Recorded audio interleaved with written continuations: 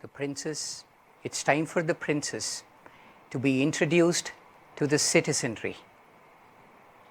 A great hall was built, a great arena, an outdoor arena was built, and at the very center of it was a large area, and there was an armory to one side with horses, chariots, swords, spears, maces. Another place, there were large elephants, war elephants, and then there was bows, arrows, and all the other accoutrements, the equipment that a warrior would need. And then Drona entered the arena. He strode in. He had white robes. He had a white beard, white locks, and he had a white mark of sandalwood paste on his forehead. He stood in front of the ritual fire altar there and did a fire ceremony, consecrated, and he said, "Let it begin. I hereby declare this has started." And one by one the princes came, and they rode on swift horses, and they shot, as they were riding, they shot targets with their name on it. It wasn't any random target. And then they showed swordplay. They sat on war elephants and navigated the war elephants as easily as one would walk or navigate a horse. And they displayed their skill with the spears, maces, and so on. The crowd was dazzled. They were saying, "These are our princes. You know, they are happy. They are proud. They are dazzled." And then, like two infuriated bulls, Bhima, the one with the strength of 10,000 elephants, second Pandava, and Duryodhana, the Kaurava, head of the Kaurava who wants to be king, they come in with their weapon of choice, which was a mace. Each one had a mace, and they showed faultless skill. The clang of the mace echoed through the arena. It was so loud that sometimes people had to close their ears. And they fought so hard, it was unclear who was the better, and they had to be separated. Then this went on for some more time. And finally, Arjuna entered. Drona beckons him, "Come on, Arjuna." And Arjuna walked into the arena. He was clad in a golden armor with his great big bow and a quiver full of arrows. He had dark bluish skin, and it was as if you can imagine a dark rain cloud at sunset and the sun is trying to shine through it. He shone in that fashion. There's this contrast of dark blue against the gold of his armor and the color of his bow and the resplendence of the clothes that he was wearing. He walked in like a lion, like he owned the place. There were targets in front of him, so he took an arrow and he shot, but it missed the target. It missed the target. It went into the ground, and the crowd was about to exclaim, but from the ground arose a great pillar of fire. Arjuna had infused into the weapon the elemental force of fire, and the fire rose, it crackled, sparks fell from it in all directions, and it began to fall towards the audience, and they began to feel the heat of the sparks. They were getting into a little bit of a panic, and Arjuna shot another arrow into the ground and blows a great column of water into the air, and it distributed the smooth droplets of water which extinguished the sparks, and the audience felt a smooth spray on their bodies. They were gasping, but without stopping, Arjuna he created rain clouds. In India, monsoon rain clouds means you get up and leave. You don't stay outside. The crowd was about to get up. And then he shot the Vayuvya weapon, the weapon of the wind, and the rain clouds dispersed right away. He created a mountain in front of them and immediately dispelled the mountain with another arrow. And he rode the chariot so swiftly that it felt like it was moving on air. He jumped onto the yoke of the chariot one moment, he jumped onto the back of the chariot the next moment, jumped off of the chariot, grew tall as a mountain, and became as short as an insect. And it went on and on and on. The audience, nobody had seen anything like this. Even Bhishma was nodding his head, saying, "He surely is better than me." He's nodding his head. And then as soon as it began, Arjuna stopped. He lays bow down, he bowed to his guru, and he got up. The stunned crowd began to recover themselves, and then very slowly, like a rumble of thunder, the applause began to rise in the crowd. But even before the applause could reach an audible level, there came the sound from the front of the arena, in the gate of the arena, like somebody clapping his shoulder like that. But it was also a metallic clang that came with it. The crowd wondered. They didn't see what this was. They said, is a mountain splitting? Is there an earthquake? What is happening? And there entered a youth. He was clad in an armor, but the armor wasn't belted on him. It seemed like it was a part of his skin. It seemed that part of his body had an adamantine layer of armor. And similarly, his ears had these resplendent, shining earrings.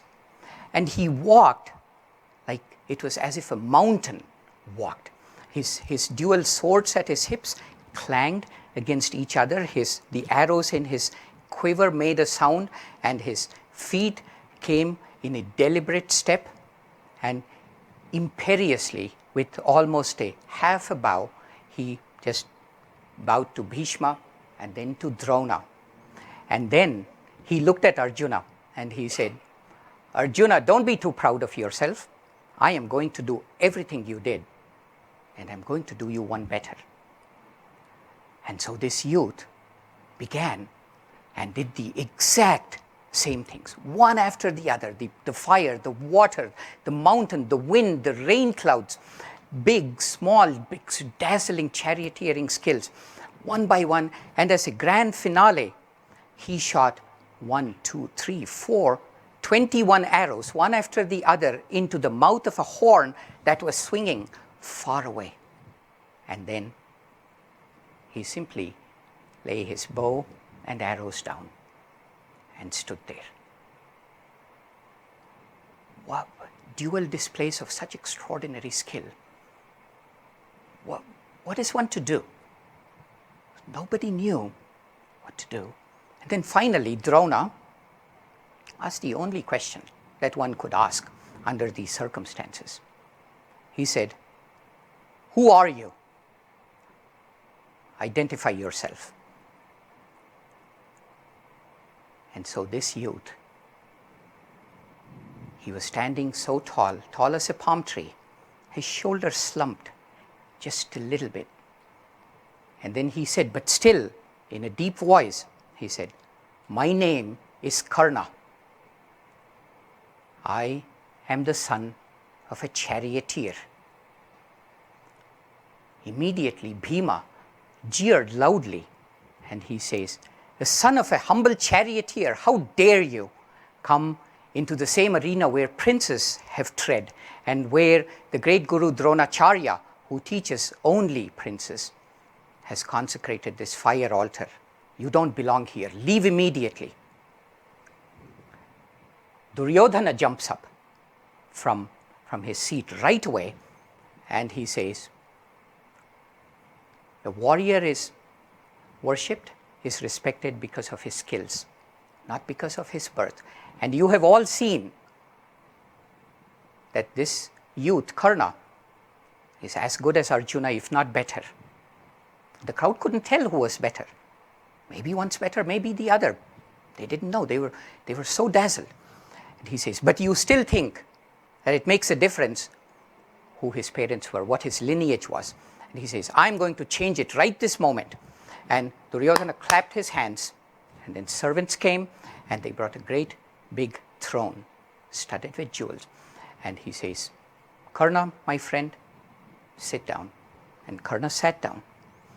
And Duryodhana takes a pot of water, and he puts some in his hands like this, and he says, I declare this in front of all my elders and all the respected citizens of this great realm, that all of these princes had small shares of the kingdom, He says, I am going to make Karna the king of my share, one half of my share of the kingdom.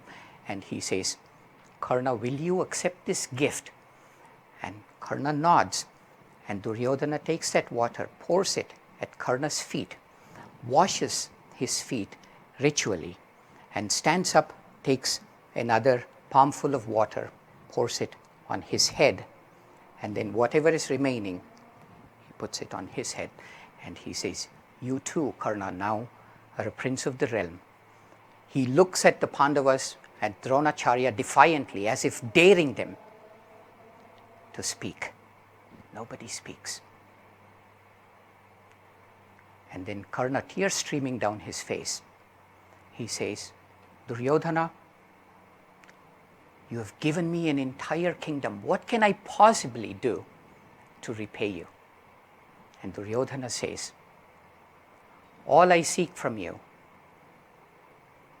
is your friendship. Will you give it to me? And Karna says, until my dying breath, you have my friendship. Internally, Duryodhana is elated. So we find now ourselves in this very interesting situation. Duryodhana and Yudhishthira are fighting for the kingdom, which will almost certainly go to Yudhishthira because he is the heir apparent. Duryodhana couldn't do any shenanigans, anything to take over because of the presence of the mighty Arjuna.